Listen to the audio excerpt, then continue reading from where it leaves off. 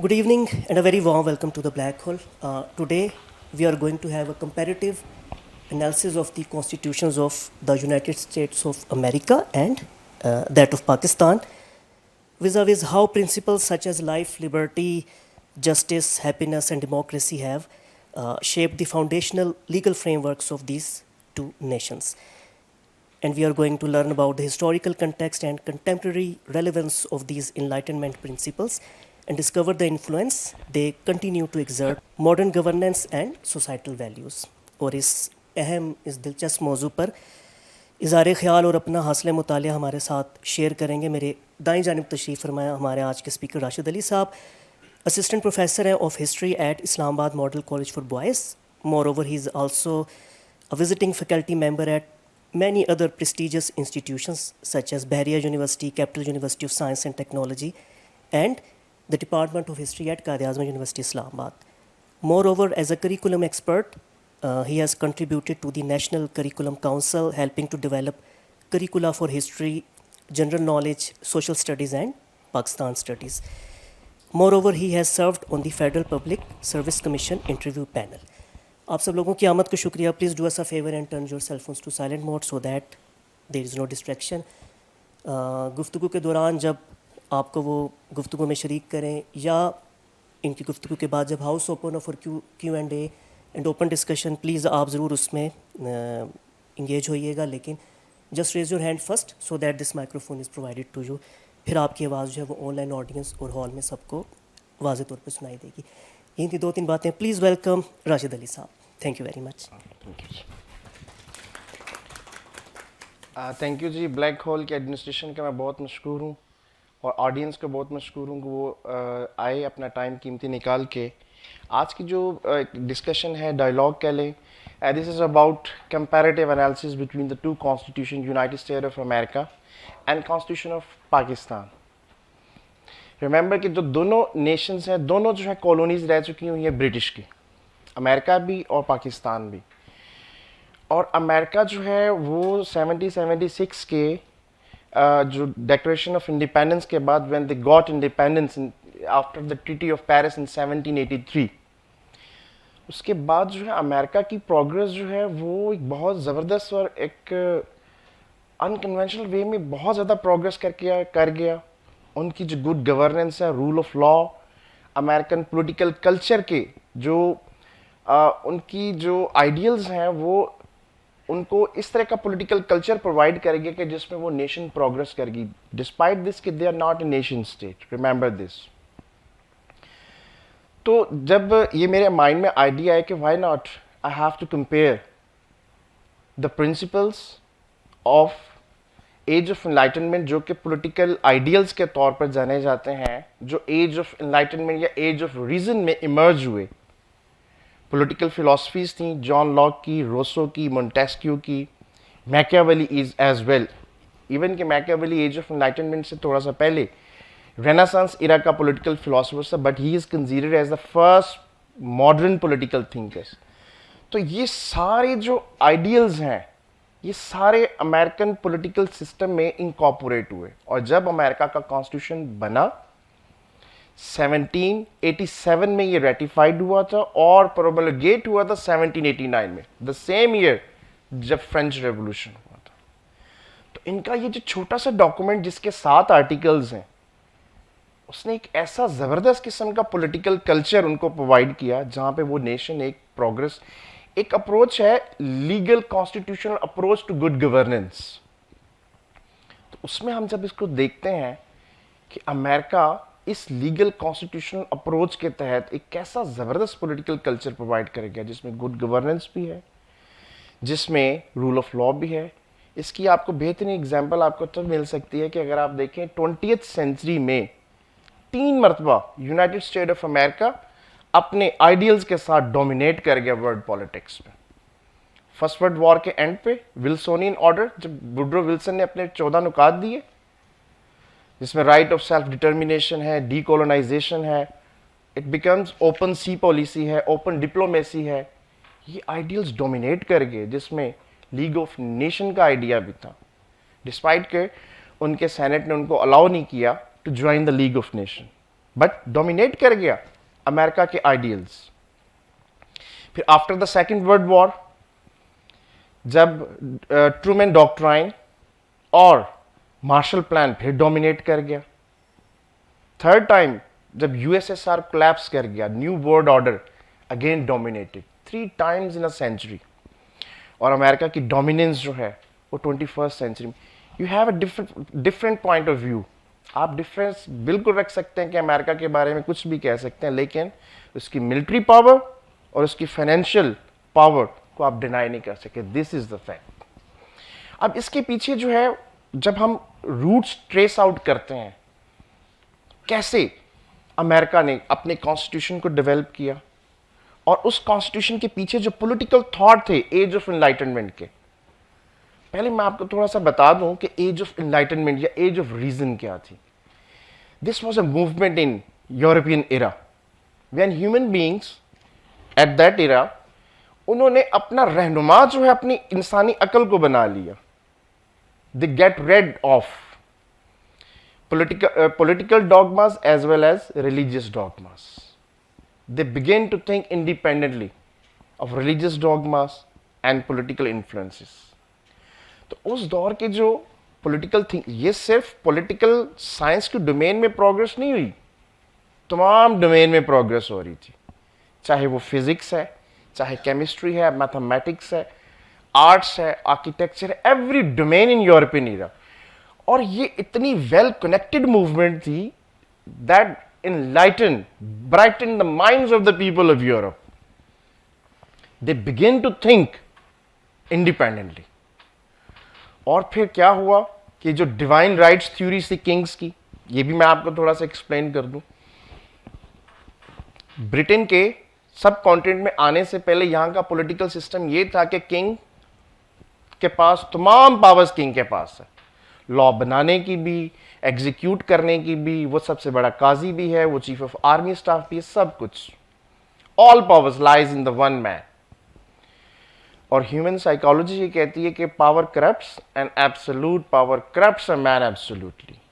तो उसको तो चेक करने का कोई इंतजाम ही नहीं था। बादशाह सलामत को हम कैसे रोक सकते हैं? कोई लॉ नहीं है। और ओनली पर्सन जो इस पूरे सब कॉन्टिनेंट में प्रॉपर्टी राइट्स रखता था या सिविल राइट रख सकता था, तो वो सिर्फ बादशाह था। There was no civil law. तो यूरोप में जब एज ऑफ एनलाइटनमेंट से पहले भी कुछ मूवमेंट्स हो चुकी थी। Renaissance, rebirth of Greco Roman knowledge, scientific revolution, जब ये बहुत बड़े बड़े साइंटिस्ट आए and they began to inquire independently. ये जो साइंटिफिक रेवोल्यूशन था, इसी में जो साइंटिस्ट ने they discovered and they established their mastery over powers of nature. Nature की पावर्स को अपने हाथों में कंट्रोल कर लिया। उसके बाद एक और रेवोल्यूशन आया जिसे हम इंडस्ट्रियल रेवोल्यूशन कहते हैं, और फिर उसी का सीक्वेंस थी एज ऑफ एनलाइटनमेंट। अमेरिका का थर्ड प्रेसिडेंट था थॉमस जेफरसन। वो सेकंड वाइस प्रेसिडेंट भी रह चुका हुआ जॉन एडम के टाइम पीरियड में, and he become the third President of United States of America. He was the chief architect and author of Declaration of Independence, American Independence in 1776. उसका एक एपिथेप है, एक कहना था उसका, America is empire of reason, अकल की अंपायर है। आज भी ये बात सच है। पूरी दुनिया से जो ब्रेन ड्रेन हो जाता है वो यूनाइटेड स्टेट ऑफ अमेरिका में चला जाता है। नेशन स्टेट नहीं है, लेकिन उनके पॉलिटिकल आइडियल्स ने एक ऐसा माहौल क्रिएट कर दिया कि उनकी सोसाइटी प्रोग्रेस करना शुरू हो गई।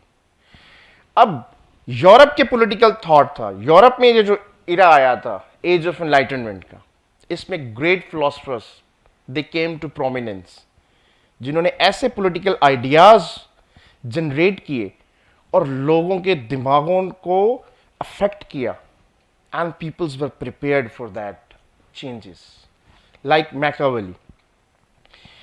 इसका बहुत इंपॉर्टेंट वर्क है द प्रिंस, लेकिन बहुत से कम लोगों ने सुना हुआ है। इसका ज्यादा अच्छा जो वर्क था वो डिस्कोर्सेस था, जिसमें मैकियावेली का रियल पॉलिटिकल थॉट है। वो तो एक छोटा सा पंफलेट था द प्रिंस। रियल वर्क अगर कोई पढ़ना चाहता है मैकियावेली का तो डिस्कोर्सेस में पढ़ सकता है। He was the first modern political thinker जिसने कहा कि रिलीजन को स्टेट से अलहदा किया जाना चाहिए। स्टेट की रिस्पॉन्सिबिलिटी क्या है? Primary responsibility to protect the lives of the peoples and properties of the people.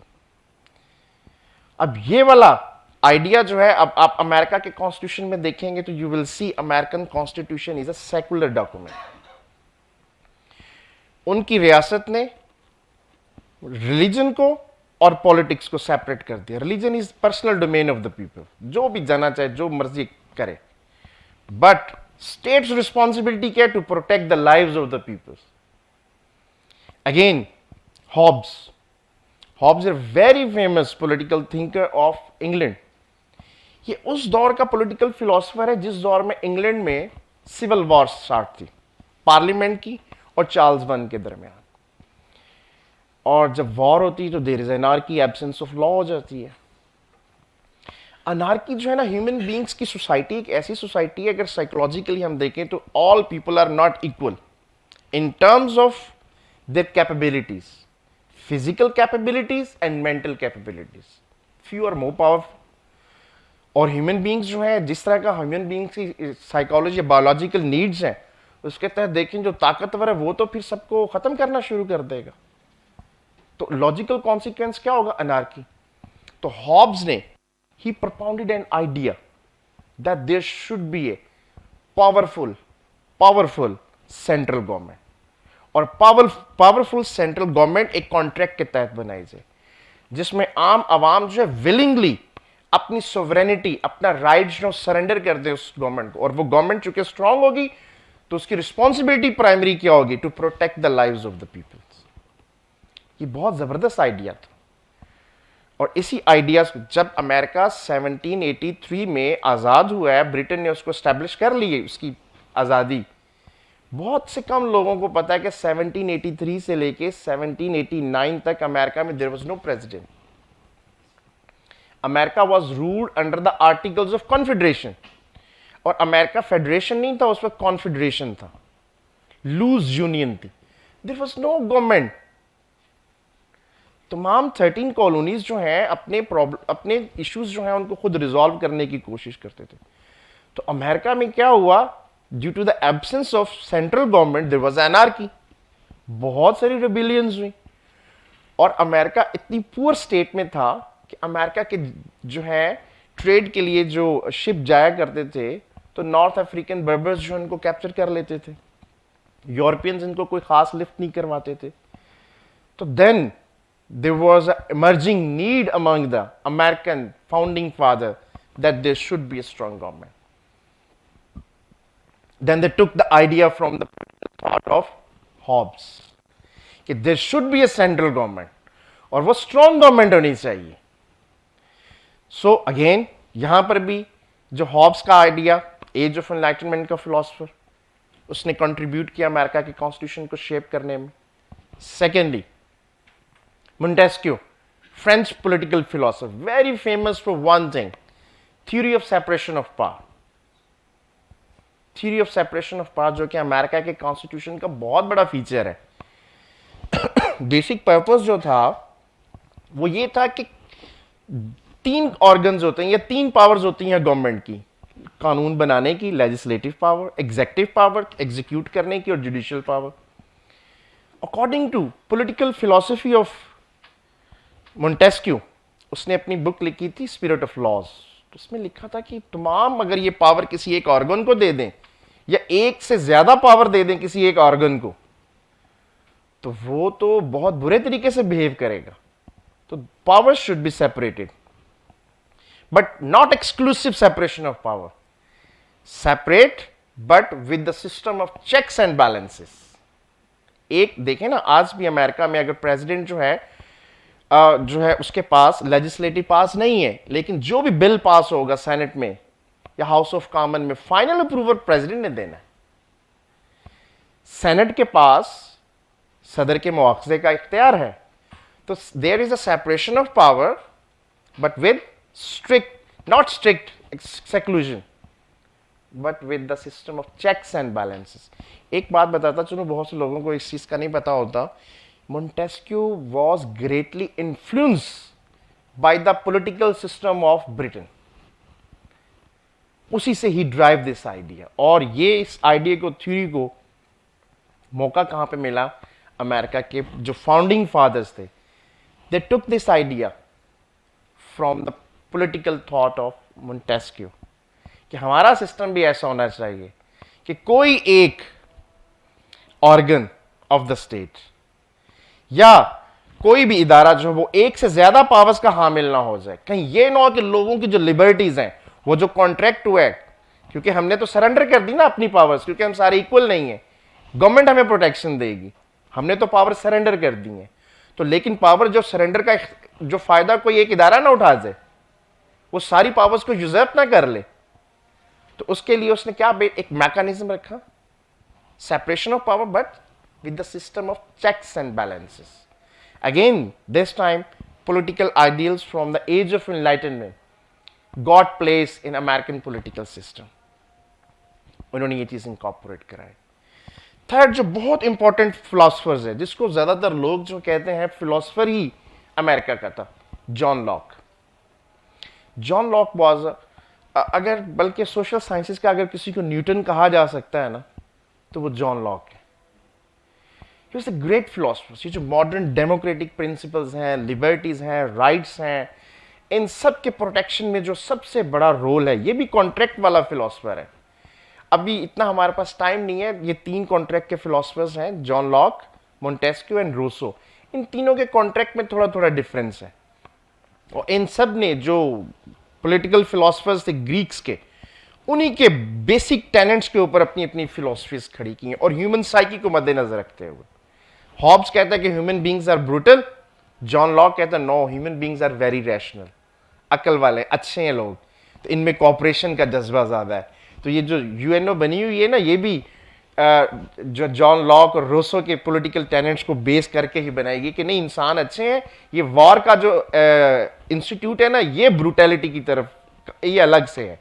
ये एक बहुत लंबी डिबेट है जिसको हम यहाँ पे छोटे से टाइम पीरियड में यहाँ पे कैटर नहीं कर सकते। जॉन लॉक, इंग्लिश फिलोसफर्स, इसकी जो थ्योरी बनी, जो आई 1689 में after the glorious revolution, when once for all it establish in British political system के पार्लियामेंट इज द सुप्रीम। और पार्लियामेंट में कौन बैठे हुए? लोगों के नुमाइंदे। पार्लियामेंट की सुप्रीमेसी का मतलब क्या है? अवाम जो है वो सोवरेन है, अपने चुने हुए बंदों को ऊपर लेके आएगी। जॉन लॉक का यही प्रिंसिपल था कि ये जो कॉन्ट्रैक्ट होता है, basically the philosophy behind the contract is we are not equal, लेकिन we are rational, अकल का इस्तेमाल करते हैं, तो हम में एक दूसरे के साथ मोहब्बत भी है। उसको मद्देनजर रखते हुए हम क्या करेंगे? स्टेट ऑफ नेचर में 3 चीजों के एब्सेंटी है। गवर्नमेंट नहीं है तो हम गवर्नमेंट बनाएंगे। गवर्नमेंट कौन बनाएगा? जो मेजोरिटी में होगा। लड़ाई झगड़ा नहीं करना, क्योंकि उससे पहले सिविल वॉर हो चुकी, बाहर नहीं लड़ना, लड़ना है तो पार्लियामेंट के अंदर आ जाओ।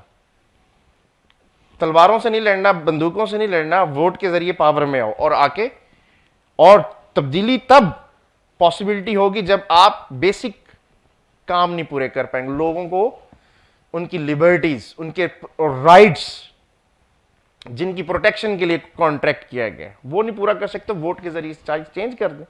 जब कोई आ गया तो उसको बर्दाश्त करें, क्योंकि आपने वोट दिए, मेजोरिटी ने वोट दिए। जब मेजॉरिटी ने वोट दे दी तो अब उसको बर्दाश्त करो। और जो माइनॉरिटी है उसके लिए ज्यादा इंपॉर्टेंट चीज यह है कि वो जितनी मुद्दत के लिए रूल बनाया गया उसके लिए बर्दाश्त करे फिर उसको वो। और ये लिबर्टीज और नेचुरल राइट्स की वजह से कॉन्ट्रैक्ट किया गया। अब जो गवर्नमेंट आएगी वो क्या बनाएगी? लॉ बनाएगी जो सबके लिए एप्लीकेबल होंगे, और जो लॉज होंगे वो सबके लिए बराबर होंगे, और all the people should be under the same law. This basic tenets is basically become the base of rule of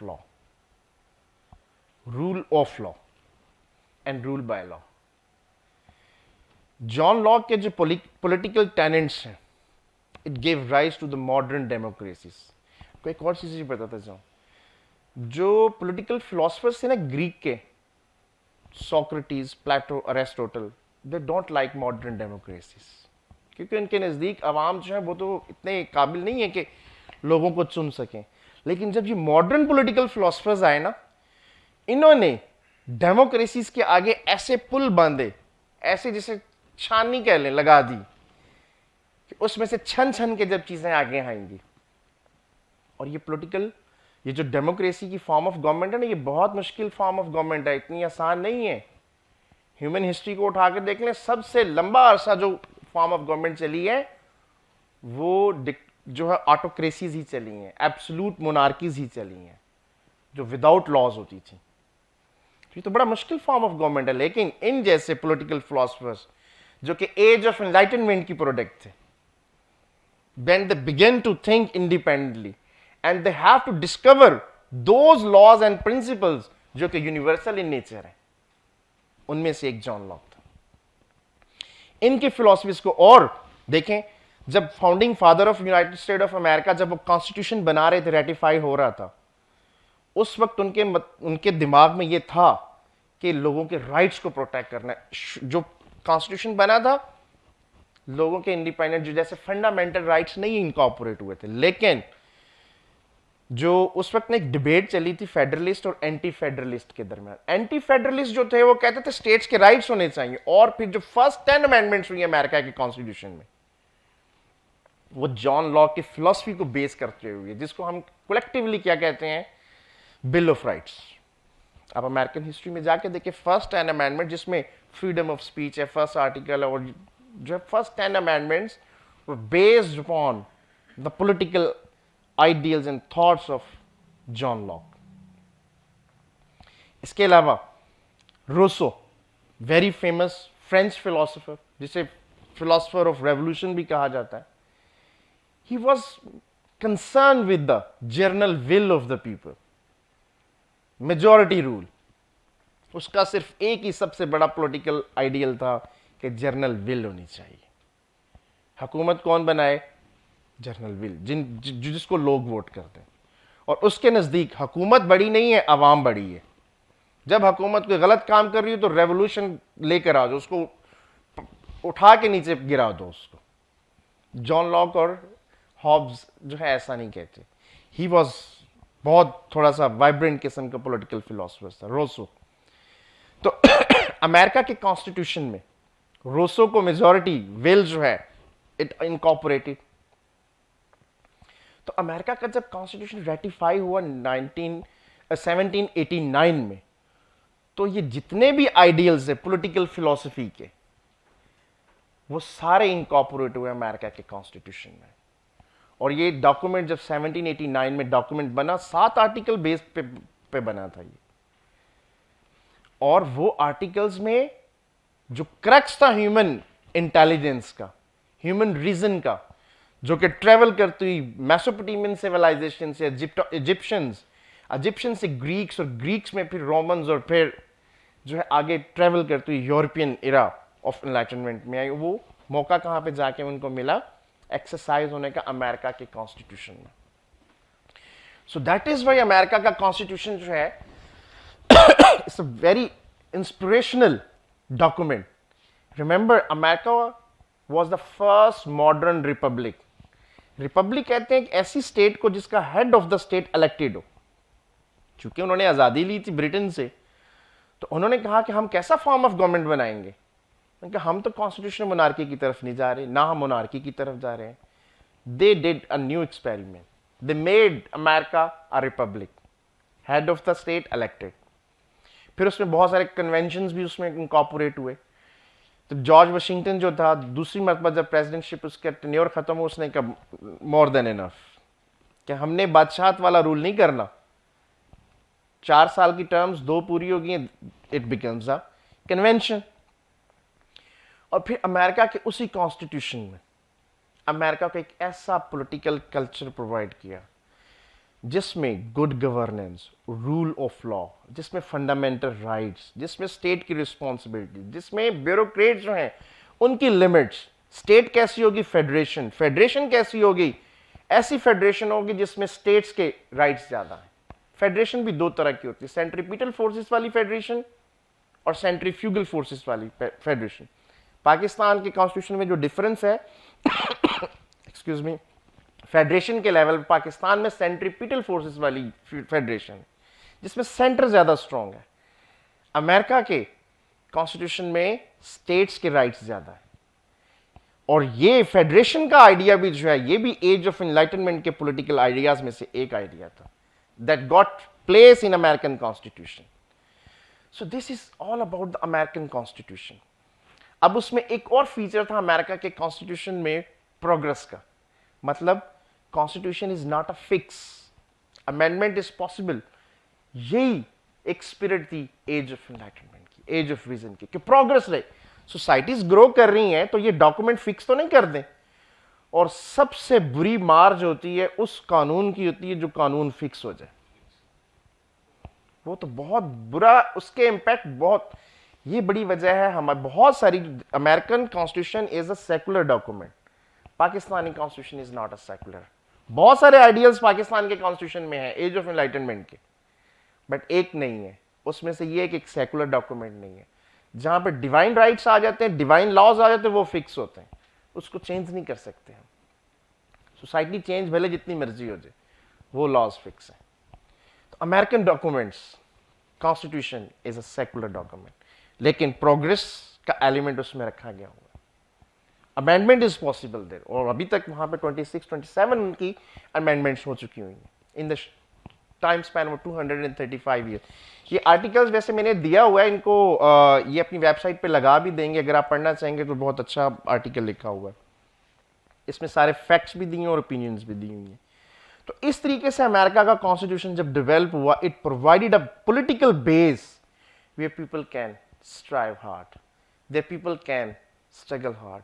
so that is why state का काम नहीं है उनके पर्सनल मैटर्स में इंटरफेयर करना. स्टेट का काम है to provide them security, to provide them equal grounds जिस पे वो सारे प्रोग्रेस कर सकें. और अमेरिका की प्रोग्रेस, उसकी एक मिसाल तो मैंने आपको बताया कि इन 20th century for the first time America entered into the world affair in the First World War in 1916 when they break up their Monroe Doctrine. तो वो 3 मरतबा डोमिनेट कर गया वर्ल्ड अफेयर्स पे. इससे पहले की जो सुपर पावर्स रह चुकी हैं, जैसे पर्शिया था, पर्शिया, उसके बाद जो है रोमन एम्पायर पावर में रह चुकी है, जो है अबेसाइड एम्पायर भी जो है पावर में, ऑटोमन एम्पायर पावर में रह चुकी है, ग्रेट पावर्स रह चुकी हैं. अक्सर लोग ये कहते हैं कि आपने यहाँ पर अमेरिका के बारे में इतनी वो लिख दिया कि अमेरिका ने एट्रोसिटीज भी तो बहुत की हैं. मुझे कोई जो हिस्ट्री समझने वाला, जानने वाला कोई स्टूडेंट है तो मुझे बताए कि दुनिया की कौन सी सुपर पावर रही है जिसने एट्रोसिटीज नहीं की, जिसने अपने अपने दौर में सेंचुरीज बेस्ड वो सुपर पावर्स रही हैं. सिर्फ जो है वर्डिंग चेंज होती है, पावर की डायनामिक्स एक ही होती है. तो यूनाइटेड स्टेट ऑफ अमेरिका भी कर रहा है. जिन स्टूडेंट्स को इंटरनेशनल रिलेशंस और इंटरनेशनल अफेयर्स का पता है, उनको बहुत अच्छी तरह पता होगा, फर्स्ट वर्ल्ड वॉर के बाद जब अमेरिका लीग ऑफ नेशन में नहीं रहा, अमेरिका की वजह से सेकेंड वर्ल्ड वॉर हुई. आज भी आप लोग, if you consider, just suppose, science की हमेशा चीजें सपोजिशन से स्टार्ट होती हैं. सपोज करें अमेरिका जो है एब्सेंट हो जाए वर्ल्ड अफेयर्स में से, what will happen? There would be a sort of anarchy. Definitely there would be a power vacuum. हम अक्सर ये कह रहे होते हैं ना, ये अगर कभी मुझे मौका मिला तो कॉन्स्टिट्यूशन ऑफ पाकिस्तान को एवोल्यूशन और रेलिवेंस के ऊपर मैंने एक बहुत अच्छा आर्टिकल लिखा है. हमारे स्टूडेंट्स बहुत ज़्यादा क्वेश्चन करते हैं कि पाकिस्तान में क्यों बार बार इंटरवेंशन होती है मिलिट्री की. जब भाई पावर का वैक्यूम क्रिएट होगा तो किसी को तो वो फिल करना है. जब आपके इंस्टीट्यूशन स्ट्रांग नहीं होंगे, जब आप गुड गवर्नेंस नहीं कर रहे होंगे, व्हाट यू वांटेड, आप अनार्की चाहते हैं. Anarchy is not desirable. Definitely for some powers at any cost will definitely will intervene. तो वो अनार्की, तो आप अगर वो चाहते हैं तो आप अपने लोगों को, स्टूडेंट्स को, ये हम टीचर्स का, मैं भी टीचर हूं, हम लोगों का एक बहुत बड़ा कसूर है कि हम लोगों को आज तक समझा नहीं सके कि फंडामेंटल राइट्स क्या है, डेमोक्रेटिक वैल्यूज क्या है, कॉन्स्टिट्यूशन की इंपॉर्टेंस क्या है. हम डॉक्टर्स, इंजीनियर्स बहुत प्रोड्यूस कर रहे हैं, अपनी सोसाइटी को हिस्ट्री का कॉन्शियस और पॉलिटिकल कॉन्शियस सोसाइटी बना ही नहीं रहे. हमारी जो एजुकेशन है वो यूटिलिटी बेस्ड है. डॉक्टर्स बनने, इंजीनियर्स बनने, माशरे को किसने संभालना है? वो कहते हैं जी माशरे को हम बाहर चले जाएंगे, बाहर के माशरे में जाके अपने को ठीक ही नहीं करना. अपने को ठीक तब भी कर सकते हैं कि जब we have to impart these basic ideals. back to the US Constitution.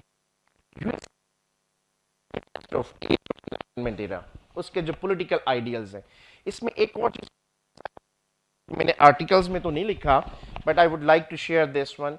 The political एक इकोनॉमिक्स का आइडियल था जो कि wealth of nation, Scottish philosopher economist Adam Smith, उसकी बुक बहुत पॉपुलर थी. एडम स्मिथ जो था ये भी एज ऑफ एनलाइटनमेंट के इरा का फिलोसोफर था. उससे पहले जो इकोनॉमिक सिस्टम होता था ना स्टेट्स का, वो होता था मर्केंटलिज्म, जिसमें स्टेट जो है वो डिफाइन करती थी कि कितनी गंदम लेनी है, किससे लेनी है, किससे कितने मिनरल्स लेने हैं, किसको देने हैं. और ये वाली बात आपके और नॉलेज में इजाफा हो जाएगा. इब्ने खल्दून ने अपनी बुक में ये कही हुई थी कि king should not do the business. उसी से ही मुझे ऐसा लगता है, मुझे ऐसा, ये मेरी ओपिनियन है, मैं अपनी राय दे रहा हूं, मुझे ऐसा लगता है कि जब ये एज ऑफ एनलाइटनमेंट आई, जब न्यूटन ने कहा कि देयर इज अनसीन हैंड जो कि यूनिवर्स को संभाले हुए है ग्रेविटेशनल फोर्स की सूरत में, same is the case with Adam Smith. He borrowed idea from the ibn Khaldun के स्टेट जो है should not intervene into the economy of the societies. तो वेल्थ ऑफ नेशन तब क्रिएट होगी जब हाँ, उसमें यह है कि इसकी एक फिर बैड इंपैक्ट ये हुआ कि कैपिटलिज्म का राइज हो गया. जो बहुत इंटेलिजेंट थे वो बहुत कमाना शुरू हो गए, और जो ऑर्डिनरी पीपल थे वो जो है वो पीछे रहना शुरू हो गए. लेकिन वेस्टर्न सोसाइटी ने, जब बैंक ऑफ इंग्लैंड बना था, अगर किंग लोन ले सकता था तो आम आवाम भी लोन ले सकती थी. उन्होंने इक्वल ग्राउंड्स प्रोवाइड करने की मैक्सिमम कोशिश की है. तो अमेरिकन कॉन्स्टिट्यूशन में जो लिबरल इकोनॉमी है वो भी इनकॉर्पोरेट हुई. और देखें यूनाइटेड स्टेट ऑफ अमेरिका, उसकी कंपनीज जो हैं the dominating the world economies. अक्सर लोग कहते हैं कि जिन्हें चाइना की इकोनॉमी, और ये आप स्टैटिस्टिकल डाटा उठा के देखिएगा. कोई भी स्टूडेंट जो है ना, सबसे इंपॉर्टेंट चीज ये होती है कि स्टूडेंट्स को एनालिसिस करने की पावर आनी चाहिए. इतना डाटा पड़ा हुआ है, कौन सा रिलायबल डाटा है ये तो समझना चाहिए स्टूडेंट्स को. रिलायबल डाटा पे जाएं, चेक करें कि इकोनॉमीज कहाँ कहाँ पे खड़ी हैं, कितना कितना मिलिट्री बजट है सबका. तो अमेरिका इन मामलों में बहुत आगे है. वजह क्या है? Wealth of nation. वो आइडियाज जनरेट करते हैं, बिग बिजनेस के आइडियाज जनरेट करते हैं और वो अर्न कर रहे हैं. तो उनके पीछे जो है, मुझे लगा कि उनका ये जो कॉन्स्टिट्यूशन है, इट प्रोवाइडेड अ बेस, एक लीगल कॉन्स्टिट्यूशनल अप्रोच.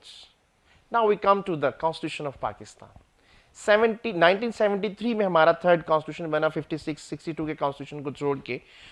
तो हमारे जो बहुत सारे बेसिक फीचर्स हैं रिटन डॉक्यूमेंट का, we have borrowed idea. Parliamentary system, because we were the colony of Britain, we have borrowed this idea.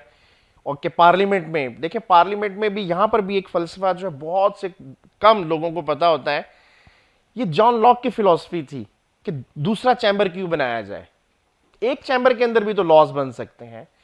John Locke he interrogated कि society में कितनी तरह की क्लासेस हैं, हैव्स और हैव्स नॉट. जो हैव्स हैं उनकी हमेशा कोशिश होती है कि जो उनके पास है उसको ऐसे कवानीन बनाएं कि अपनी प्रॉपर्टीज को बचा के रखें. और जो हैव्स नॉट है उनकी कोशिश क्या होती है कि जो कुछ उनके पास है उनको छीन ले, ज्यादा टैक्सेस लगा के. तो ब्रिटिश का पॉलिटिकल सिस्टम है वो तो system of checks and balance है. तो जॉन लॉक ने ये कहा कि दो चैम्बर बना दो, एक में हैव्स हो, एक में हैव्स नॉट हो. आज भी देख लें पाकिस्तान के जो दो चैम्बर्स हैं, एक में हैव्स बैठे हुए हैं, एक में हैव्स नॉट है, कॉमन्स बैठे हुए हैं. ये बहुत कम लोगों को पता होता है कि वो पार्लियामेंट के अंदर जो लेजिस्लेशन है, लेजिस्लेशन के अंदर भी चेक एंड बैलेंस हो.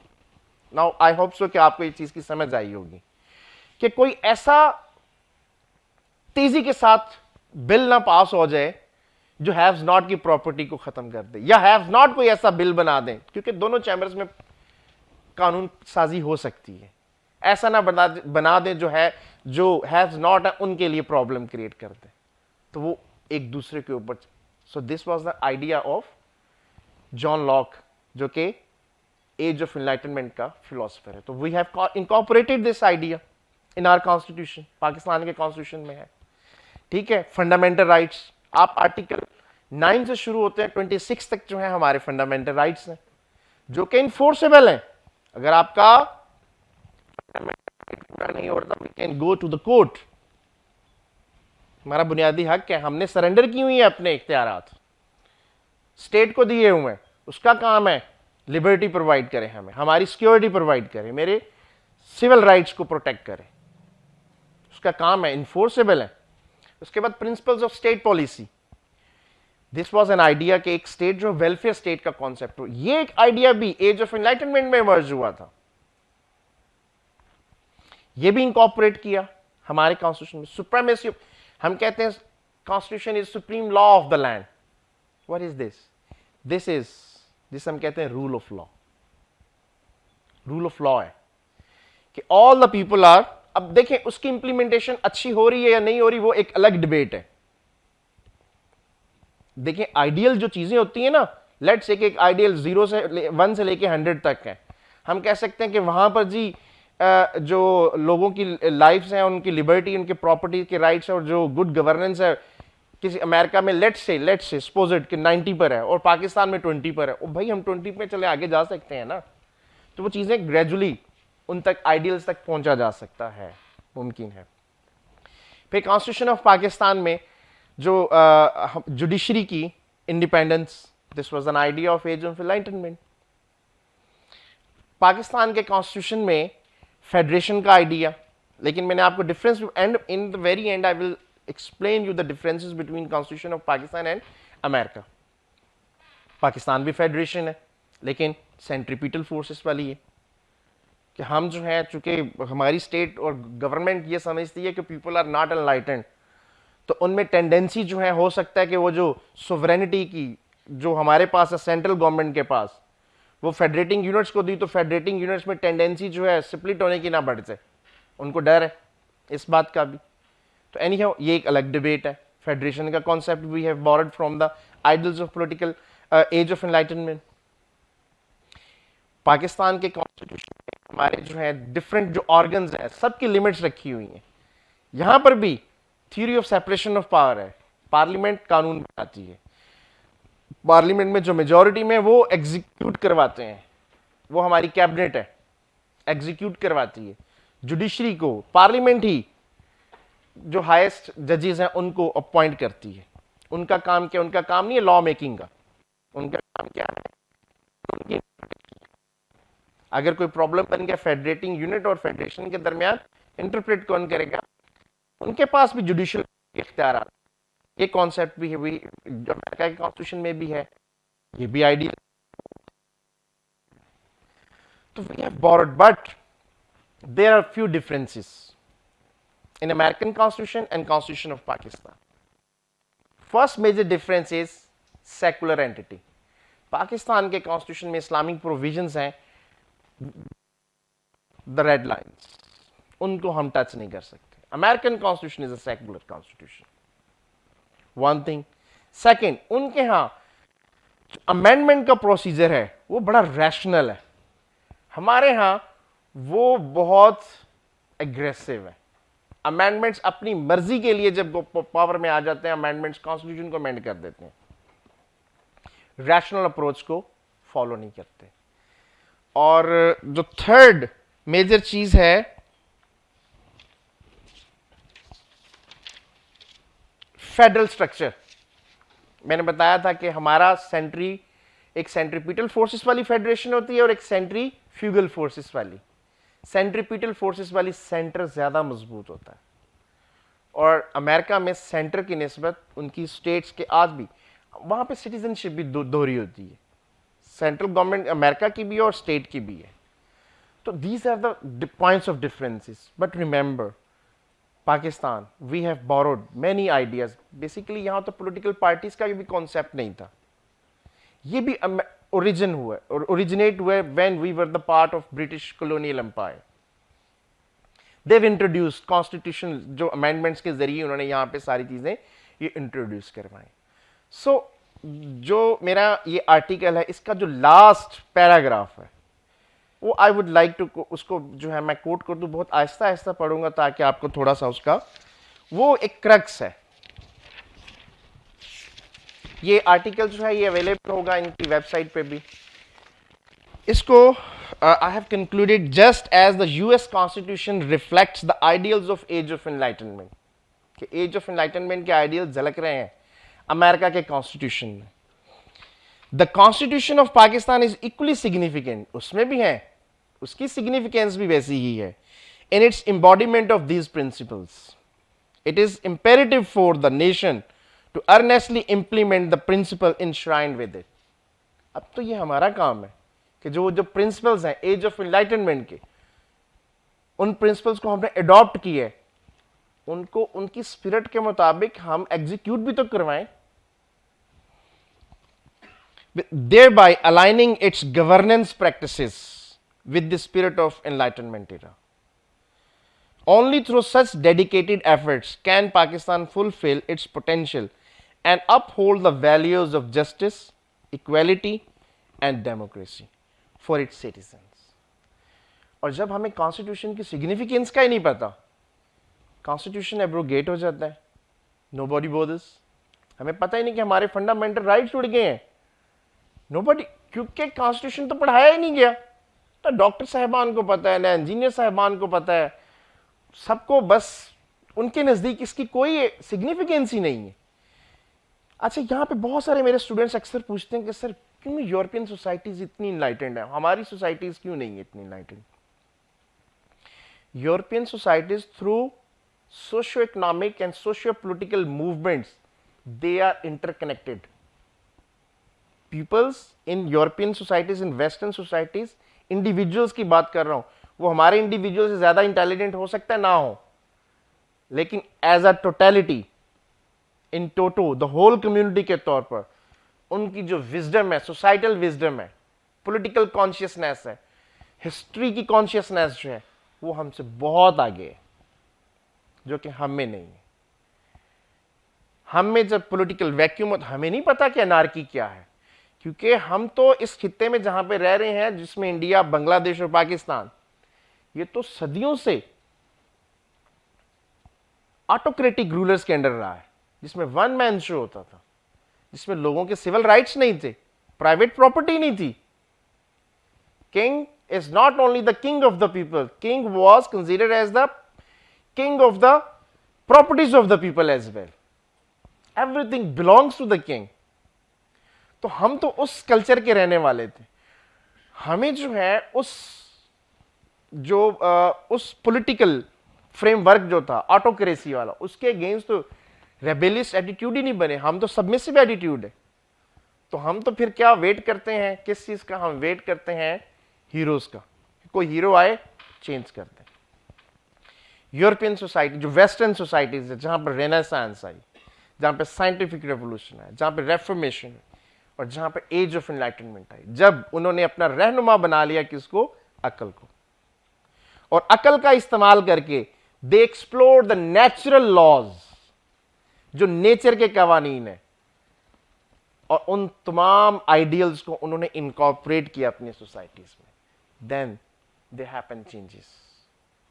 So this is a simple effort, but छोटी सी effort थी मेरी to comparing the two constitution of United States of America and constitution of Pakistan. और in the end I would say कि जो ideals दोनों में है, लेकिन जो differences वो भी मैंने आपके सामने बयान कर दी हैं. I hope so कि आपको ये comparison अच्छा लगा होगा. अगर फिर भी कोई चीज़ नहीं समझ आई तो I am here, आप क्वेश्चन कर सकें. Thank you. बहुत अच्छा. जी अस्सलाम वालेकुम, मेरा नाम अली अब्दुल्ला है. आपका बहुत शुक्रिया, आपने वक्त दिया, और उससे भी ज़्यादा शुक्रिया इस बात का कि आपने सिर्फ पॉजिटिव बातें जो है ना वो हमारे सामने रखी हैं. आजकल के स्पीकर्स का ये अलमिया है कि वो नेगेटिव को ज़्यादा हाईलाइट करते हैं ख़ुद को लाइमलाइट में रखने के लिए. तो इसको मैं कहता हूँ कि पढ़ी लिखी बातें. आपका बहुत शुक्रिया कि आपने पढ़ी लिखी बातें की हैं. तो आपने बताया कि जो भी दोनों आपने कॉन्स्टिट्यूशन की अच्छी बातें की, आपने हर चीज़ का कहा कि एज ऑफ इनलाइटनमेंट से हमने बोरोड की हुई हैं. तो हमारे जो अभी पोस्ट मॉडर्निस्ट सोसाइटी है, इसमें न्यू आइडियाज़ जनरेट क्यों नहीं हो रहे? हम एज ऑफ इनलाइटनमेंट के ही आइडियाज़ को बोरोड अभी तक लेके क्यों चल रहे हैं? एक बुक है फ्रांसिस फुकुयामा की, एंड ऑफ हिस्ट्री. तो आप उसके बारे में आपका क्या ख्याल है? क्या ये आपका थीसिस उसी के साथ कनेक्ट होता है? क्या फ्रांसिस की वो बात हतमी है कि वो एज ऑफ एनलाइटनमेंट में जो कुछ होना था हो चुका है, नई एवोल्यूशन रुक चुकी है? जी थैंक यू। बस जो पहली चीज़ तो मैं आपको बता दूं, हम स्कूलों कॉलेजेस में जो पढ़ते हैं बड़ी फॉर्मल एजुकेशन है। आपने कहा कि पॉजिटिव चीज़ें ये हमने अपने असातिज़ा से सीखी हैं जो इनफॉर्मल असातिज़ा हैं। उन लोगों के पास बैठ के जो जहन साजी होती है वो यूनिवर्सिटियों में भी नहीं होती, ना वो बड़े बड़े फॉरम्स पे भी नहीं होती। एक चीज़ ये चीज़ मुझे मौका मिला, इस फॉरम पे भी आने का मौका मिला। अक्सर लोग जो है एक प्रैग्मेटिज्म जो है ना, प्रैग्मेटिज्म भी एज ऑफ एनलाइटनमेंट का एक आइडिया था कि आप प्रैग्मेटिक होना चाहिए, ऑप्टिमिस्ट होना चाहिए चीज़ों को जो है ना। देखें रियलिस्ट और लिबरल दो स्कूल ऑफ थॉट है बड़े, तो उनमें आप भी डेफिनेटली अपने आप को अलाइन कर सकते हैं। जैसा कि एक पीरियोडिक टेबल होता है ना, उसमें मेटल्स नॉन मेटल्स आपके आपके भी करेक्टरिस्टिक्स हैं। आप अपने अपने क्वेश्चंस में 2-3 आपसे लोगों से पूछूंगा, मैं बता सकता हूं कि आप कंजर्वेटिव है, लिबरल है, मॉडरेट है, किस जगह पर है। आपका क्वेश्चन था end of history and the last man bye Francis Fukuyama.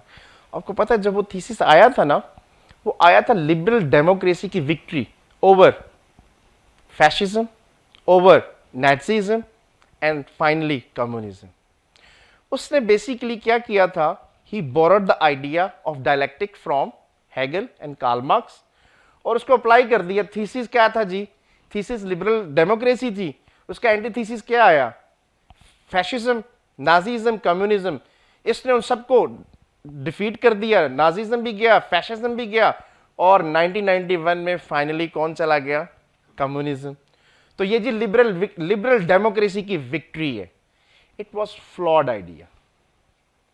उसको तो वो खुद फ्रांसिस फुकुयामा ने कहा, वो बस मैं थोड़ा सा पैशंस में बह गया। और बेसिकली तो जो डायलेक्टिक को समझने वाले हैं, जो हेगल को समझते हैं, हेगल का जो डायलेक्टिकलिज्म है ना, वो तो रुकता ही नहीं। थीसिस, एंटीथीसिस, सिंथेसिस, सिंथेसिस फिर इटसेल्फ क्या बन जाता है, थीसिस। आपने फिर बात की कि पोस्ट मॉडर्निज्म, जो आइडियल्स है ना, जो आपने बताया कि एज ऑफ एनलाइटनमेंट के, उनके भी एंटीथीसिस आते हैं। सोसाइटी ग्रो करती है। मैंने बताया कि उनकी सोसाइटीज जो माशरे हैं ना, वो प्रोग्रेसिव है, वो अपनी लेजिस्लेशन करते रहते हैं बेस्ड अपॉन रीजन। तो पोस्ट मॉडर्निज्म के भी जो मसाइल हैं उनको डेफिनेटली वो देख रहे हैं। जो मैंने आपको बताया कि डिवाइनली सैंक्शन स्टेट्स है ना, वहां पर लॉज रुक जाते हैं, वो हदें लग गई हुई हैं, उसके ऊपर हम आगे नहीं जा सकते।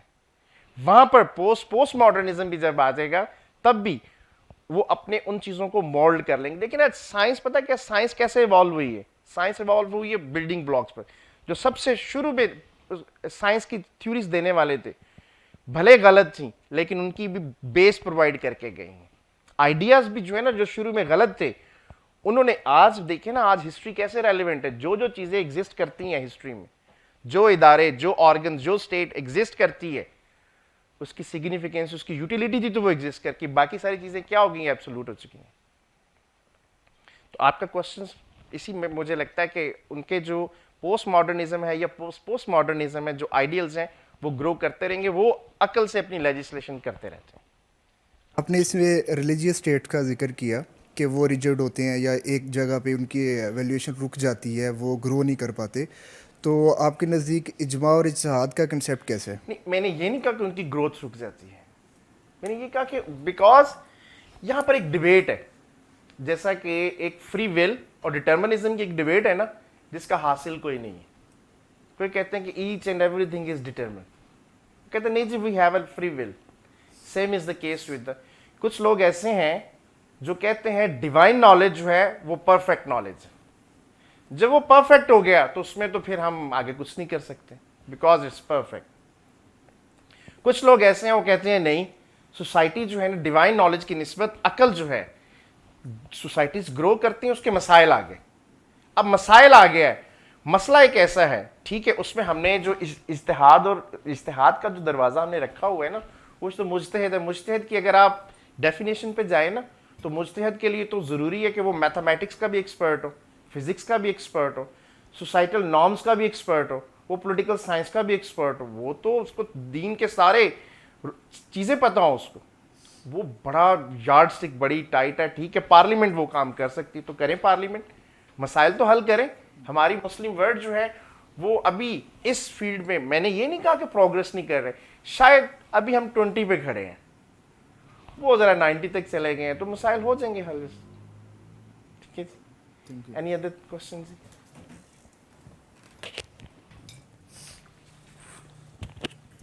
Thank you, sir, for your talk. Sir, I think Constitution of Pakistan is kidnapped. Do you think the same way? And what is the practical way out for Pakistan? Thank you. Well, initially I have told you that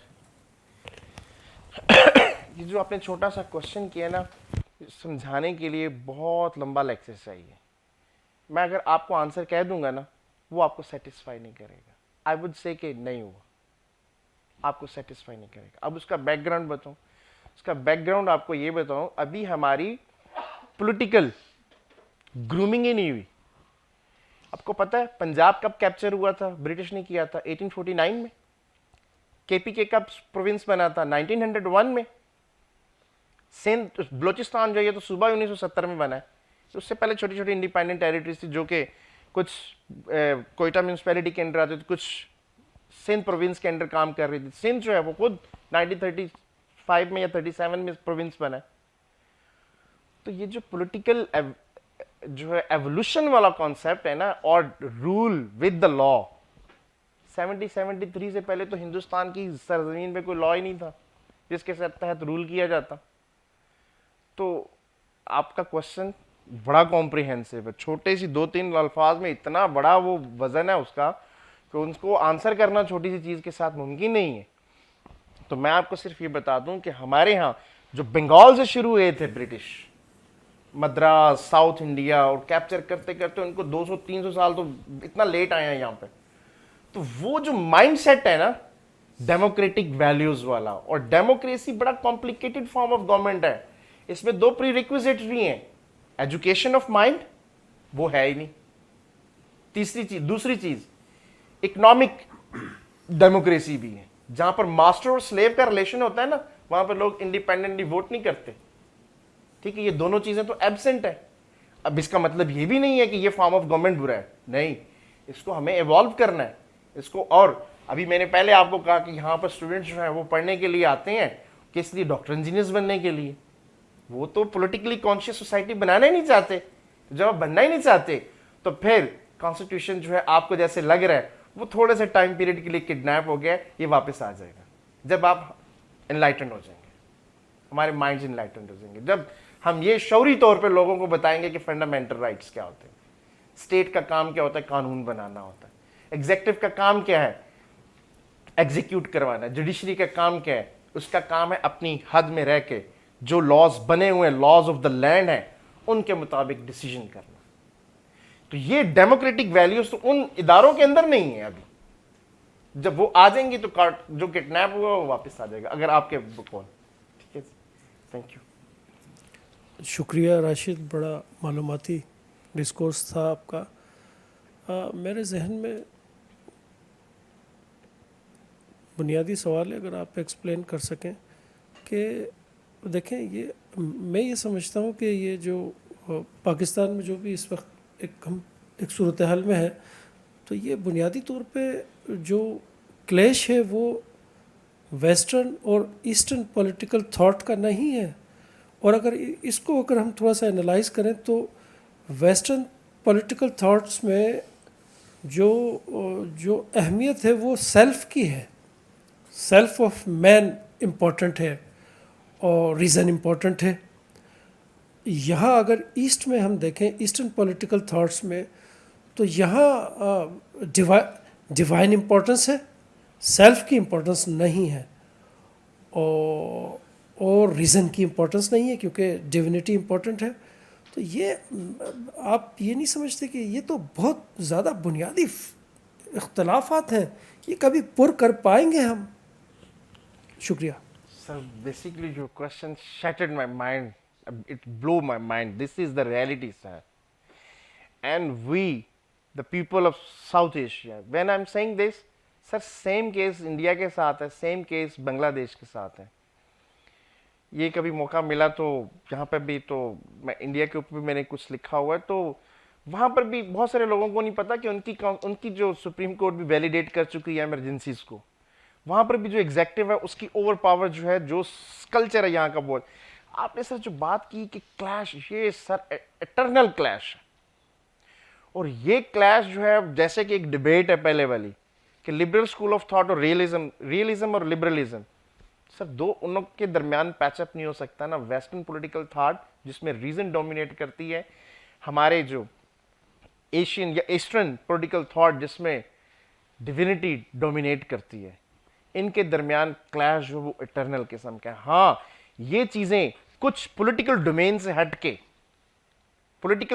हटके जो उनके ideals हैं, like China, like Russia, like Singapore, like Japan, उन्होंने वो ideals लिए और अपनी societies पे अप्लाई कर दिए, एंड दे डूइंग प्रोग्रेस। उन्होंने वो चीज, क्योंकि वहां पर डिविनिटी शायद इतनी स्ट्रांग नहीं थी।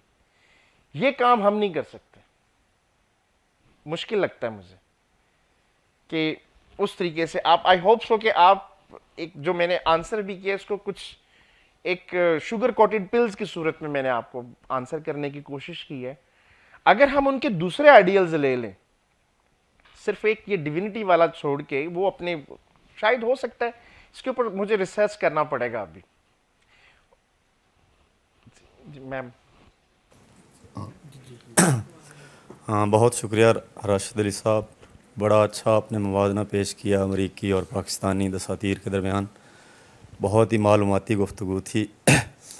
आप यानी बता रहे थे पॉलिटिकल थिंकर्स के बारे में कि उनके जो सोशल कंट्रैक्ट थे वो बुनियाद बने आगे आइनी रियासतों के क़याम का, और आइन ही जमहूरियत की असल रूह होती है, और वहाँ पे लोग आइन पसंदी की तरफ गए, और हमारे यहाँ अभी तक आप कह रहे हैं कि ये रुझान नहीं है। कहीं ऐसा तो नहीं है कि ये जो जमहूरियत है या आइन है, इसका तकाजा ही ये है कि ये सेकुलरिज़म को ये ज़्यादा यानी सपोर्ट करता है, और सेकुलरिज़म के अंदर ये गुंजाइश होती है कि हम आज़ादाना तौर पर सोच सकें और आज़ादाना तौर पर अपने आइन को और कवानीन को यानी कि देखते भी रहें और आगे यानी कि नए तकाज़ों के साथ यानी तब्दीलियाँ भी लाते रहें। और इधर हमें जानबूझकर ऐसा शायद रखा गया है या कोई और वजूहात हैं, ये कुछ आप बता सकते हैं?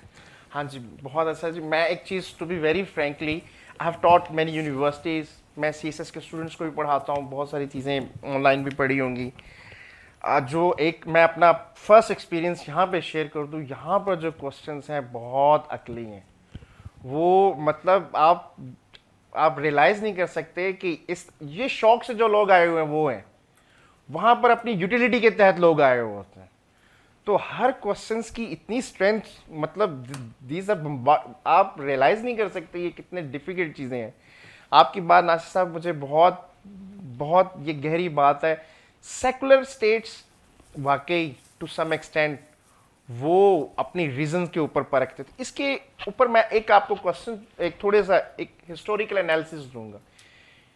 जो अमेरिकन है ना, बेसिकली ज़्यादातर वो नेशन है ब्रिटिश की, एंग्लो सैक्सन पीपल्स की, जहाँ पे मैग्ना कार्टा, जहाँ पे ग्लोरियस रेवोल्यूशन, जहाँ पे इंग्लिश कॉमन लॉ, जिन्होंने जो बादशाहत की डिवाइन पावर्स हैं उनको लोगों ने विलिंगली रोका था। और इंग्लैंड जो है बहुत अरसे तक जो है वो कैथोलिक भी रहे, लेकिन बाद में फिर वो वहाँ पे प्यूरिटन, जब चर्च ऑफ इंग्लैंड सेपरेट हुआ रोमन कैथोलिक चर्च से, एंग्लिकन चर्च, वहाँ पे फिर सेकुलरिज्म थोड़ा सा आना शुरू। लेकिन वहाँ पर ये जो सेंस थी ना अपने सेल्फ की बात, जो है अभी महमूद साहब ने भी सेल्फ की बात की थी, इंडिविजुअल्स और अपने राइट्स की बात है, वो तो इनसे भी पहले की थी जो मॉडर्न सेकुलरिज्म आया। लेकिन वहां पर लोगों ने अपने कुर्बानियां दी हैं, जाने दी हैं। फ्रेंच रेवोल्यूशन उठा के देखें, एंशियंट रिजीम के अगेंस्ट कितने उन्होंने मार कुटाई हुई है, लेकिन उन्होंने अब फिर अपने इंडिपेंडेंट राइट्स, इंडिविजुअलिज्म, अपने राइट्स, अपनी लिबर्टीज, अपने सिविल राइट्स के लिए उसका बचाने के लिए हक अदा की है। ये चीज़ थोड़ी सी मुझे वहाँ पे, ये चीज़ जो है अभी जापान जो है जब 1945 में उनका कॉन्स्टिट्यूशन डिवाइस किया जनरल मैकआर्थर ने। तो उनका भी पॉलिटिकल सिस्टम अभी उतना वाइज नहीं है। चाइना में तो वन पार्टी स्टेट है, लेकिन वहां पर लिमिटेड मार्केट इकोनॉमी है, लेकिन पॉलिटिकल कल्चर वो वाला डेवलप नहीं हो सका। But what they did, they borrowed other ideals. Limited market economy, देखें चाइना कितनी प्रोग्रेस कर गया। जापान जो है वो फ्री मार्केट इकोनॉमी है, बहुत अच्छी, बहुत पावर में चला गया। ठीक है, चाइना के अंदर हांगकांग था, लिमिटेड मार्केट इकोनॉमी, कितना ऊपर चला गया। तो एक और चीज भी मैं आप लोगों के सामने रखना चाहूंगा कि आप नजर करें, कॉलोनियलिज्म का जब इरा रहा है ना, मैंने कोर्स पढ़ाया है यूरोपियन कॉलोनियलिज्म कायद आज़म यूनिवर्सिटी में। आप ब्रिटेन की कॉलोनीज को देखें, अमेरिका, कनाडा, ऑस्ट्रेलिया, न्यूजीलैंड, ठीक है, और मलेशिया, हांगकांग, सारी की सारी वहां पर इंस्टीट्यूशनलाइजेशन हुई है। अब स्पेन की कॉलोनीज क्या हैं? South America plundered, Central America plundered, पुर्तगाल जहां पर भी गया तबाही मचा दी, इंस्टीट्यूशनलाइजेशन नहीं की उसने। North America, North Africa, Central Africa, जहां जहां पर भी फ्रांस गया, कॉलोनीज बनाई, plundered. There is a difference between British colonies, वो डिफरेंस को समझना चाहिए। मैंने अभी एक आर्टिकल्स की पूरी सीरीज लिखी है, 3 आर्टिकल्स की, इन ग्लोरियस एम्पायर के ऊपर लेक्चर दिया था शशि थरूर ने। फैक्ट्स को बड़ा, बल्कि एक बुक थी were the British magnificent exploiter of India, उसके थीसिस को उन्होंने, मुझे लगा कि कहीं ना कहीं वहां से उन्होंने चीजें बोरो करके उस पर लिखी। तो ब्रिटिश ठीक है, they did plunder, but they did institutionalize as well. तो जो बात है ना कि सेकुलर स्टेट जो है वो आईनी रियासत की तरफ जाना का रुझान ज्यादा है, तो मुझे, मेरी राय के मुताबिक, यहां पे मैं अपनी राय का इजहार करूंगा कि मुझे लगता है हाँ वहां पे रुझान ज्यादा है बनिस्बत कि जो डिवाइन स्टेट्स हैं, और हमारी जो बहुत सारी डिविनिटी वाली स्टेट्स हैं ना, नजरियाती रियासत भी कह लें या हमारी मुस्लिम स्टेट्स हैं, यहाँ पे देखिए कि 100 साल कह लें, 200 साल कह लें, यहाँ पे वो क्लैशेस आएंगे जो लीबिया में हो चुके हैं, जो इराक में हो चुके हैं। तो मुझे ऐसा लगता है, हो सकता है गलत हो जाए, हम तो यहाँ पे उस वक्त तक नहीं होंगे, लेकिन ये इनहेरेंट सीड्स हैं जो कभी ना कभी सोसाइटीज में उग जाते हैं और वो फिर क्लैश, अनार्की की तरफ ले जाता है। तो जब तक ईरान ने इसका अच्छा सोल्यूशन किया, इसलिए तो ईरान के रेवोल्यूशन से डर लगता है सबको, तो उन्होंने किसी तरीके से, वो एक अलग बहुत बड़ी डिबेट है। तो एनी अदर क्वेश्चन जी? आई होप सो कि जी I have addressed your question. मैंने आपके जो क्वेश्चन था कुछ, थैंक यू जी। Assalamu alaikum. Mine is maybe 2 3 points I want to make. Number one, कि आपने John Locke की बात की. John Locke was heavily influenced by a guy called Professor Pocock. Professor Pocock was a professor in Oxford University who actually translated an Arabic philosophy book from Iberian Peninsula, from Andalusian philosopher. और वो किताब बहुत famous है, उसका नाम है हई इब्न यक्तान, और इंग्लिश में उसको I think Dev translated is the एनलाइटेड philosopher, and उसका एक और भी नाम है जो मैं भी ढूंढ रही थी on the internet and I couldn't find it, but I think it's basically a treatise on philosophy of finding divinity and finding reason. It's a very, very, very famous book in philosophy circles in Oxford University and many others. And John Locke was very impressed by that book. He read it. His professor, Professor Pocock, Edward Pocock, who translated it, and many people who were from that Enlightenment time were reading this. So there was all I'm trying to say is there was a huge exchange of ideas going on. So you have these. If you look at the history of man, you see the surge, the rise of civilizations, and then their demise, basically, right? And so I know you're talking about this American, just the American or the European Enlightenment, but this is also one phase. Unfortunately, the Muslims had a really good phase, which was Spanish Islam, for instance, and that has gone.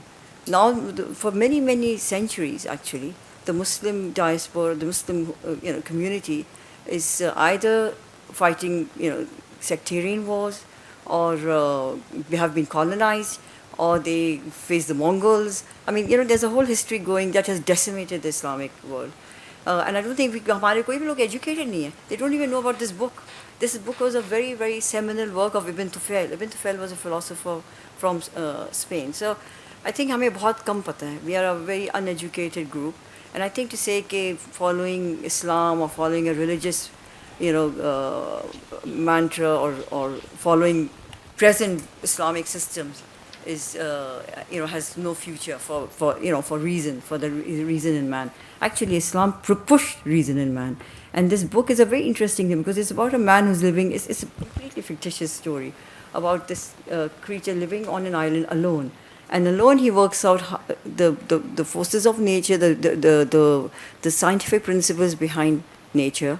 He works out that without reason and using, like what we call, common sense, you will not be able to create a society which is just. And this character who's in this Ibn Tufayl's book, he's basically finding justice between plants, animals, sea, sky, himself, the human being.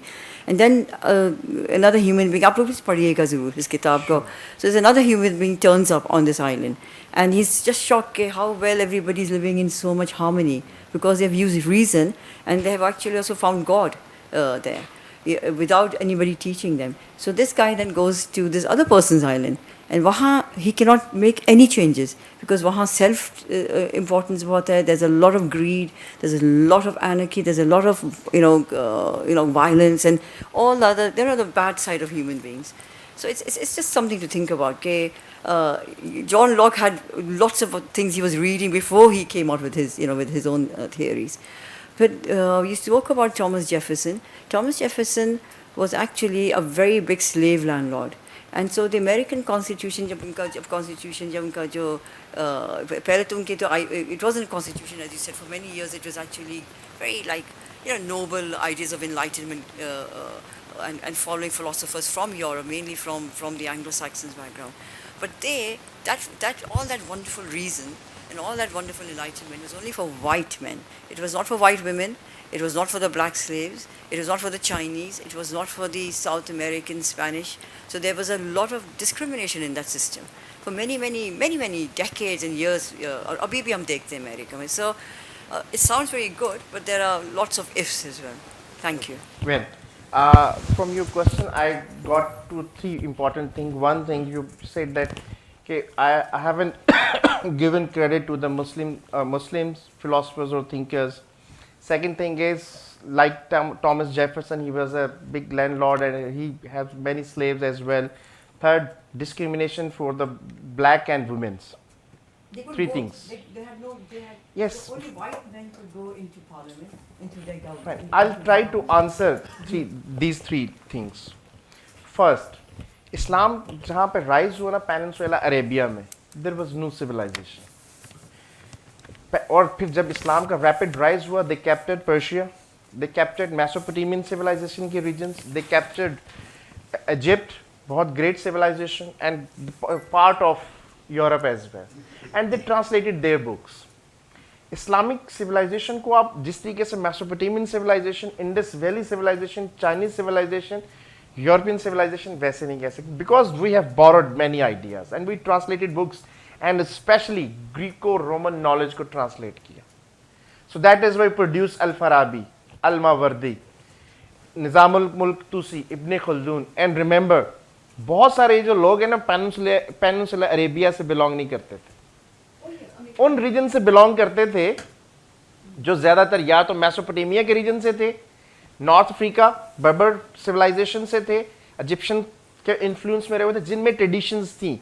इस्लाम आ गया and they translated, and when they happened crusades with Europeans came to know about their ancestors, Greco-Roman knowledge when they came to in regions में आए, and they brought back their knowledge.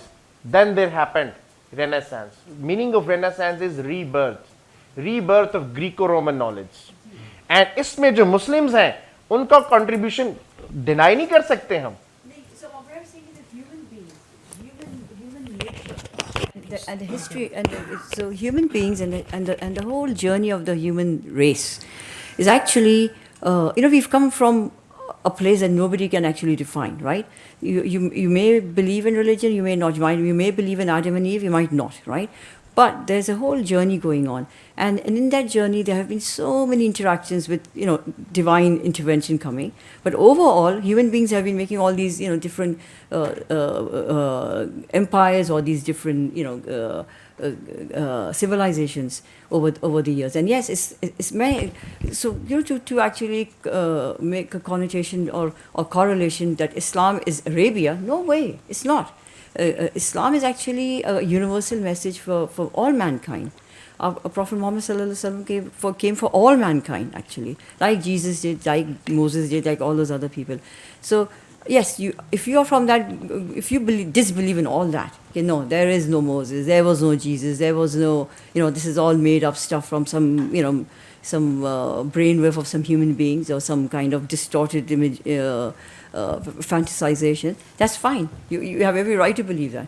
But I think overall, even the founding fathers, who had a lot of contradictions in them, all of them were Christians.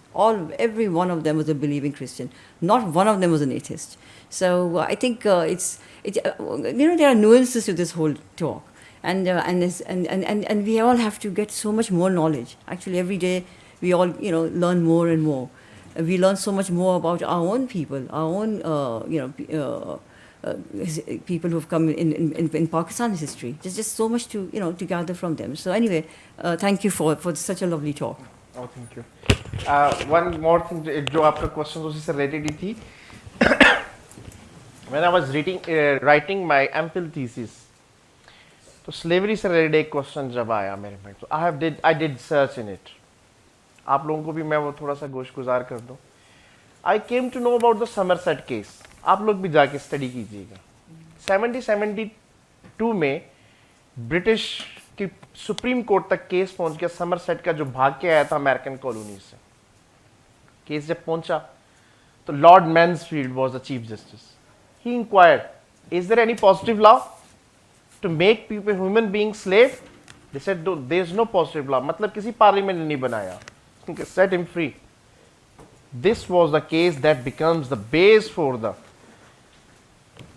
end of slavery. और फिर British empire से America में, हाँ, America के जो early founding fathers थे, सिर्फ यही नहीं, जॉर्ज वाशिंगटन भी, इवन के अब्राहम लिंकन के बहुत सारे स्लेव्स थे. बट दे रियलाइज्ड कि मिस्टेक हो गई. अपनी गलती को मान गए हो.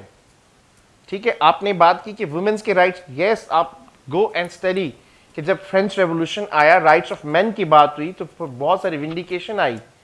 मैरी वॉल्सनक्राफ्ट की, बहुत सारी विमेन जो केम फॉरवर्ड, उन्होंने कहा कि राइट्स ऑफ मेन की बात हो रही थी, राइट्स ऑफ वुमेन की क्यों बात नहीं हो रही. अमेरिका की हिस्ट्री में जाएं, 1896 में जिम क्रो लॉज को स्टडी करें, 1960 का इरा जो बहुत वाइब्रेंट था, ब्लैक लॉज, उन्होंने लोगों ने एक मूवमेंट के जरिए अपने राइट्स को सिक्योर किया. लेकिन हमारे यहाँ कभी ऐसी मूवमेंट्स नहीं चली. हम बस उन्हीं को देख करके जो उन्होंने राइट सिक्योर किए उनको करते हैं. एनी हाउ, एक जो चीज़ आपने की थी, कुछ चीज़ों को आंसर हम कर सकते हैं जो चीज़ें एम्पिरिकल एविडेंस पर बेस होती हैं या रैशनल चीज़ों की बेस होती हैं. जब हम बहुत सारी चीज़ों को एक डोमेन में ले जाते हैं ना, डिवाइनिटी की डोमेन में, तो वहाँ पर उनके प्रिंसिपल्स को, वो तो अकीदे की सूरत में आ जाते हैं. इसी तरह के एक हमारे दोस्त हैं सलमान साहब, वो क्वेश्चन ऐसे करते हैं कि उनके हम आंसर नहीं कर पाते. तो मुझे सिमिलर कंडीशन जो है वो मुझे यहाँ पर भी फील हुई कि इन क्वेश्चन का आंसर जो है, मुझे सलमान की कमी का एहसास हो गया. तो वो भी इसी तरीके से जो है ना, वहाँ पे जो वाकई चीज, जो वो डोमेन है ना डिविनिटी की, वो अकीदों के मसाइल, वहाँ पे मानना या ना मानने की. I am practicing Muslim, I do follow, या तो इससे individual choices. But I, being a student of law, being a student of history, I observe few things. I have presented myself, my experiences, what I have learned through history, being a student of law, being a student of history. I have presented my opinions here. Thank you.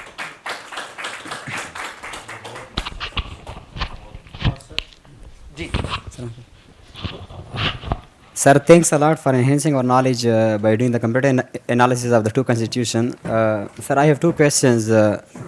The first one is about the John Locke's concept of contract. You emphasized it. Sorry, repeat it again. John Locke's contract. John Locke's contract. Okay. Yes, sir. So you emphasized it during the discussion, but it was criticized during that time that the people gave away their freedom for protection and property. They neither deserve protection nor freedom.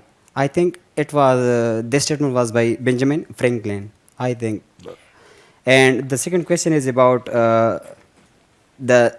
You said that our constitution is centripetal. Yeah, it is a kind of centripetal. The federation is strong, but after the 18th Amendment, all our federation is of the view that we are not having that much power. Kind of elaborate. जी okay I got the 2 points. पहली चीज़ जो आपने बताई ना कि John Locke, देखें जैसे साइंस जो है ना प्रोग्रेस करती रहती है, जैसे ईंट है दूसरी ईंट है ऊपर प्रोग्रेस कर रही है, पहली वाली चीज़ें जो इरेलीवेंट नहीं हो जाती वो भी रेलिवेंट रहती हैं। मैं बहुत मरतबा जब इंटरव्यूज़ करने के लिए FPSC या मुख्तलिफ जगहों पे जाने का इत्तेफाक होता है ना, जिन ब्यूरोक्रेट्स को उनका बहुत मज़े के जो क्वेश्चन उनको याद रहते हैं ना, वो कॉन्ट्रैक्ट के क्वेश्चन याद रहते हैं, कॉन्ट्रैक्ट फिलोसफर्स का। बहुत सारे लोगों को नहीं पता कि उसके बाद एक जो फिलॉसफी आई थी वो थी यूटिलिटेरियनिज्म। यूटिलिटेरियनिज्म जब आया ना तो कॉन्ट्रैक्ट की वैल्यू ही खत्म हो गई थी।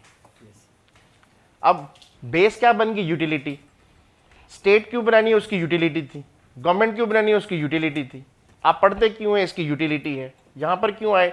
यहाँ पर आप कह लें कि जी आपकी रीजन को आपने इनहेंस करना था, ये यूटिलिटी थी। कॉन्ट्रैक्ट, तीनों के कॉन्ट्रैक्ट में डिफरेंस है, हॉब्स के, लॉक के और रूसो के। जो जॉन लॉक का जो आइडिया था ना, अभी जैसे मैडम ने बताया कि he was influenced by the Iberian peninsular philosophy जो कि मुस्लिम्स थे, ठीक है, उसकी ये चीज हो सकती है कि ही बॉर्ड दिस आइडियाज। उसका जो कॉन्ट्रैक्ट था, बिकॉज वो जो था लिबरल था, आइडियल था। हॉब्स जो था वो क्या था? हॉब्स जो था वो रियलिस्ट था। वो कहता था ह्यूमन नेचर को बेस बनाई थी। उसने कहा ह्यूमन नेचर ब्रूटल है, अनार्की इज द ऑर्डर, खत्म कैसे करना है हुकूमत बना के। जॉन लॉक ने क्या कहा? उसने कहा ह्यूमन जो है beings are not equal but rational, इनमें पैशन है, जानवरों की तरह नहीं है, ये इंसान है, पैशन है इसमें। तो ये क्या अच्छे भी हैं, इनकी अच्छाई को हम और बेहतर कैसे कर सकते हैं? जब ये कॉन्ट्रैक्ट करें कि हम में जो प्रॉब्लम्स हैं, प्रॉब्लम किस चीज का है कि हम इक्वल नहीं है, तो उसको दूर कर लेंगे कैसे? हुकूमत बना के। और प्रॉब्लम क्या है? उस माशरे के कवानीन नहीं है, तो जो हुकूमत बनाएगा वो कवानीन भी बनाएगा। अच्छा, अब उसको चेक कैसे करेंगे? जो हुकूमत बनाएगा वो अदलिया भी, अदालत भी लगाएगा और सबको ये बात यकीनी बनाएगा कि सारे उन कवानीन के अंडर बराबर है। तो इसका जो कॉन्ट्रैक्ट था वो रैशनल था, अकल उसने इस्तेमाल की और इस बेस पर करके कि human beings are good, these are the ideals, जो कि जब यूएनओ का जब चार्टर बनना था तो they have driven there ideology from John Locke, जो आइडियल थे। ठीक है, अब कई लोग कहते हैं कि जी जो यूनाइटेड नेशन बहुत सारे प्रॉब्लम रिजॉल्व नहीं कर सकी, एक्सक्यूज मी, तो न्यू रियलिज्म का, आइडियलिज्म का फलसफा डोमिनेट कर रहा है वर्ल्ड पॉलिटिक्स को। वो ये है कि ग्रेजुअली जो है इन इदारों को और इंपावर किया जाए, ठीक है, और वो हो रहे हैं ग्रेजुअली। तो आप उसको इट्स यार्ड स्टिक पे ना करें कि ये चीज होगी तो ये क्यों नहीं पूरी हुई, तो वो भी प्रोग्रेस कर रहे हैं, हो सकता है। सो ये आपका दूसरा आपने ये कहा था कि कॉन्स्टिट्यूशन से रिलेटेड क्या बात की थी? हाँ सॉरी, 18th अमेंडमेंट। देखें कायदे आज़म के 14 पॉइंट्स पढ़े ना, तो उनकी पहली डिमांड्स में, जो शुरू की डिमांड्स में एक ये थी कि हमें एक ऐसा कॉन्स्टिट्यूशन चाहिए जो फेडरल कॉन्स्टिट्यूशन हो जिसमें प्रोविंसेस के राइट्स ज्यादा हो। ये कौन से वाला था? ये सेंट्रीपिटल या सेंट्रीफ्यूगल फोर्सेस वाला? सेंट्रीफ्यूगल फोर्सेस वाला, क्योंकि उस वक्त किसी के वह गुमान में भी नहीं था कि अलहदा से मुल्क चाहिए हमें। इन्हें पता था जिन प्रोविंसेस में हम मेजोरिटी में हैं उनके पास इख्तियारात ज्यादा हैं। एट दैट ओकेजन हमने क्या डिमांड किया? सेंट्रीफ्यूगल फोर्सेस वाला फेडरेशन। जब पाकिस्तान बन गया, पहला आइन भी देख लें, दूसरा आइन भी देख लें, तीसरे आइन में भी जो टेंडेंसी थी वो सेंट्रीपिटल फोर्सेस वाली फेडरेशन की रही है। 18th अमेंडमेंट हमने कर तो दी है, लेकिन उसको हमने स्पिरिट में एंडोर्स नहीं किया। यही वजह है कि हमारे जो फेडरेटिंग यूनिट्स हैं वो जो है हमसे सेटिस्फाइड नहीं है। वो कहते हैं कि ये थ्योरी में तो है, प्रैक्टिस में नहीं है। थ्योरी में आ गए, प्रैक्टिस में ग्रेजुअली आ जाएगा। ऑप्टिमिस्ट होना चाहिए। I hope so. I've answered your question. Is there any other question? एक Okay. Thank you.